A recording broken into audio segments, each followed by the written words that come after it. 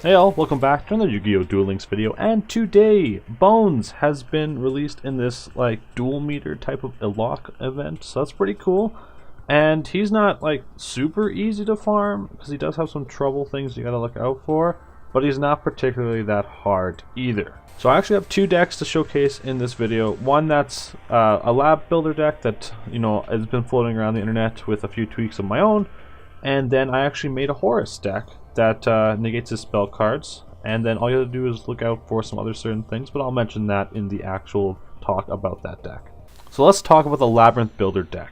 So this is a pretty standard Labyrinth Builder deck engine with two other additions. So we have Pot of Benevolence, which allows you to take two cards from your opponent's graveyard and shuffle them back into their deck, which is pretty great because he is decking himself out like nobody else's business. You want to keep at least two of these in play so you can use them because he will keep draining himself. And then you also want to use the Gravedigger Ghoul. So this allows you to take two monsters from your opponent's graveyard and just banish them. And that's super key because that allows you to get rid of his Skull Servants that are powering up his King of the Skull Servants, which is actually a pretty powerful card. And being at a potential of almost 5,000, I think, it is easily able to hit over your Labyrinth Wall. So that's why you need to try and get rid of his Skull Servants as quickly as you can once you see them in the graveyard. And then the other aspect of this deck is Revival. So we have a couple cards for that. We got Soul Resurrection, which allows you to target a normal monster in your graveyard and special summon it, but then it's linked to this card, it's equipped to it, and if the card leaves the field, then it's also destroyed, and Bonz does have a way of getting rid of this card with his Twister. Also, I have only one Burst Rebirth. It is thankfully glossy though, so that's kind of nice. But this allows you to pay 2,000 life points and then target one monster in your graveyard, special summon that in a face down defense position. So you could probably bump this up to 2 or 3 and get rid of the Soul Resurrection if you can. I just don't have 3 Burst Rebirth. I don't want to spend any more gems, but Soul Resurrection is also another option if you don't have 3 of these. But I do have 3 Puzzle Reborn. So if exactly one monster you control and no other cards is destroyed by a card effect, target that monster and special summon that. So that's a way of you reviving your card, your Labyrinth Wall, if it gets destroyed by the Tribute to the Doomed. So those are the two aspects of the Labyrinth Builder deck. Everything else is fairly standard. So I'm not really going to go over that. I'm just going to quickly mention that we do have some draw power cards. You can make this 3 shards of great. I just like using this one because it's prismatic. So let's quickly get into the replay of this deck.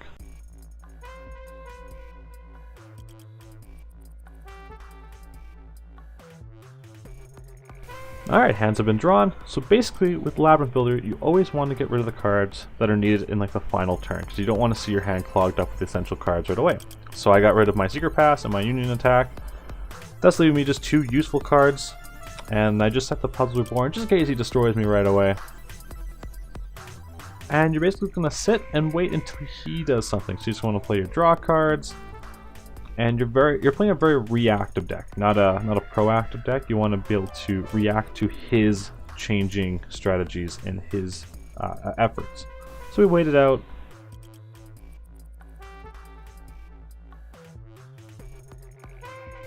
Now right here, I make a mistake. Not one that I really could think of at the time, because he does play Zenhu, and that does shut down both my cards. So at this point I thought, well, the farm's done, I'm done. But you can still make this work with just 1 card slot for the spell and trap cards. So just know that it makes it a lot more challenging, but you shouldn't place 2 cards face down at the same time. Thus making this kind of challenging, but it still works. So we'll just keep following, and I'll show you how I kind of overcame that.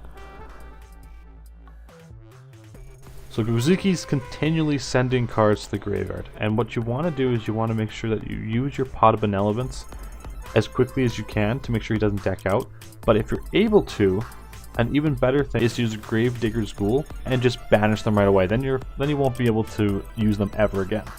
And if you remove 2, then you're basically safe because you can't get over 3,000 of them.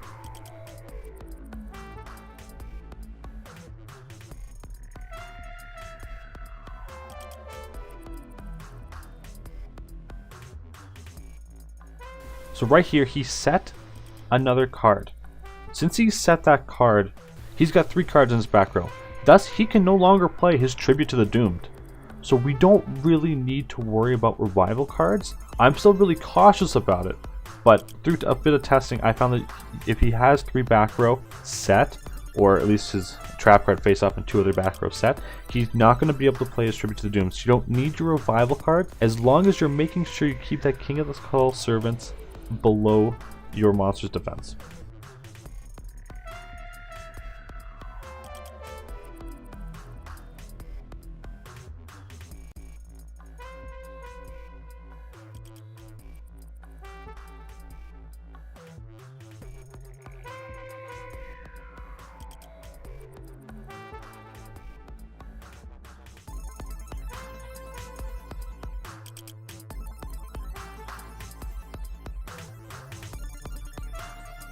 So I did set that card. I didn't actually need to do that. Now that I know that he will not be able to activate his Tribute to the Doomed, I am then aware that you don't need to set your important cards. You can just keep discarding all the trap cards because your engine doesn't actually have too many specific cards that your hand would have to discard them. So you make sure you use Shield the Sword to begin with, then you special summon the Fiend Mega Cyber, then you summon your Vassal because Fiend Mega Cyber needs 2 or more monsters on your opponent's side of the field versus yours, and then Secret Pass your Vassal, and then double Union attack. And now the best thing about this is he has really no back row for stopping attacks, so you can literally just go right into the attack and have 0 concerns. And that's just me being a little bit overly cautious.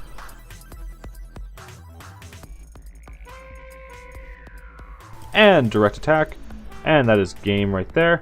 As the event goes on, I might tweak this deck a little bit and post it in the communities tab. I'm not too sure. And that's just for extra duel points. But right now we don't really need to worry about that because we do have the bonus duel rewards campaign going on. And if I did actually play my trap with the prismatic, that would be 8,000. So it is an 8,000 base farm, but he did shut me down for that little part right there. Alright, and the next farm, one of my original creations, is a Horus farm. So it basically just allows you to get out either the Horus level 4, and then you upgrade it with level up, quickly, easy, or you can even attack one of his face down defensive monsters. That's not too challenging either. Or you can go right for the level 6, or try to get the level 6 out. And then eventually, if you can get the level 8 out, this actually scares him away from using his Gozuki. So if you won't play his Gozuki in attack position, thus he won't be milling out his deck as much. And then we also have these Sphere Karibos, so that if he does summon his King of the Skull Servant and goes in for the attack, then you can play Sphere Karibo and just attack his 0 defense monster. And he has no back row to stop attacks. So even if you just have your level 6 out, that'll still be a way for you to destroy a monster, his King of the Skull Servants, get it out, and then upgrade to the level 8. So if you don't have the level 8, it's not a necessity for this deck. It is a really good card for this deck. But if you do have 2 or 3 level 6s, that is also enough. And then how this deck works, it's a little bit more challenging at the very end. It uses a mechanic of Summoner of Illusions with Dimension Hole. So you summon Summoner of Illusions in face down defense position on the second last turn, and you use Dimension Hole to get it out of there.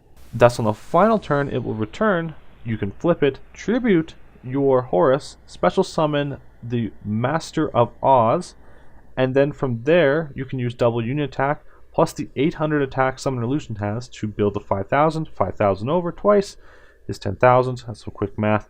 And then you got something that's over 10,000 for your Vassal. And then once again, just so I have the trap bonus, I have the Legacy of the Yatagarasu here. That's prismatic. And a few draw power cards. Alright, let's jump into the replay.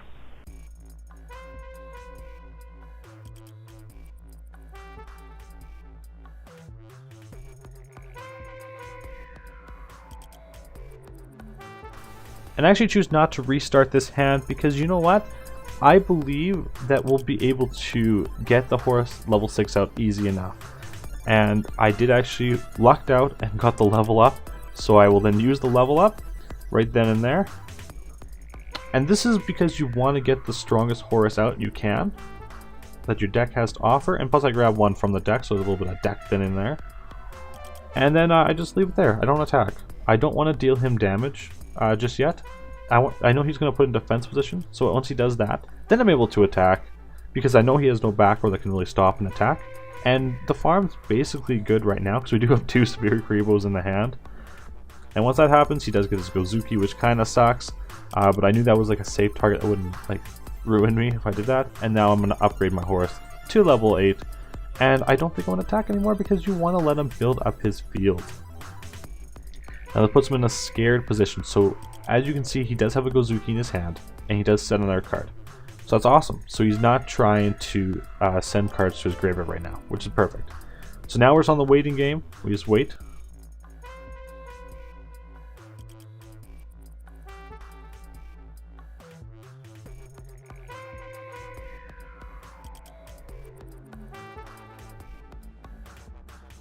Now I set this, and that's because he will not flip his trap if it's only one face down card on your field. So I used Legacy, no problem. He's not going to flip his card on one of his own cards, and this card, at least not from what I've seen. So that's why I feel pretty safe setting one card, which is why I still run that. And as you can see, I have quite a full hand here too. So cards you want to discard, obviously the level ups are not that important.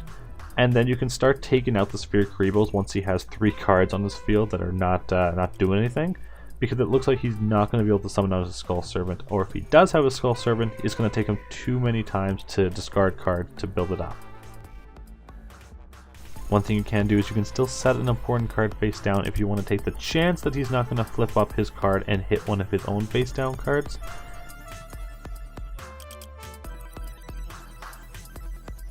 So now here, I actually messed up. I should have discarded the Horus, but I discarded the Sphere Karibo instead. You want to keep a Sphere Karibo for as long as you can, but now my hand is all clogged up. It has all the combo pieces.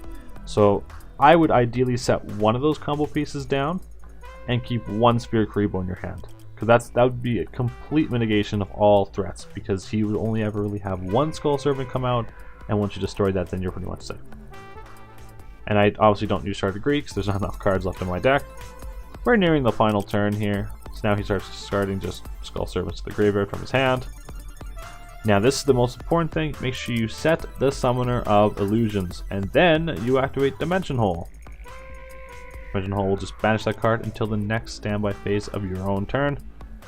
There we go. And it does keep that slot open so it can return safely. And there we go, it's going to return. You're going to flip that up. And you're going to get rid of the Horus to summon out the Master of Oz, or any fusion monster that together combined with your Summoner of Illusions does power up to at least 4,800. And double unit attack with the Secret Pass of Treasures. And because he has no protection in his back row, we just go in for the direct attack. Just like that.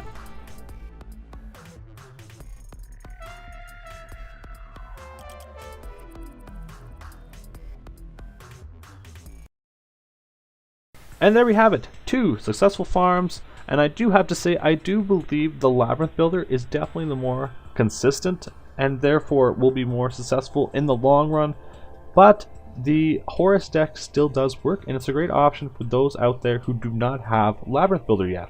And remember, if you have any questions, comments, concerns, make sure to leave them down below and I'll be sure to answer them as quickly as I can to the best of my ability. I hope you enjoyed watching and hope to catch you in the next one. As always, peace.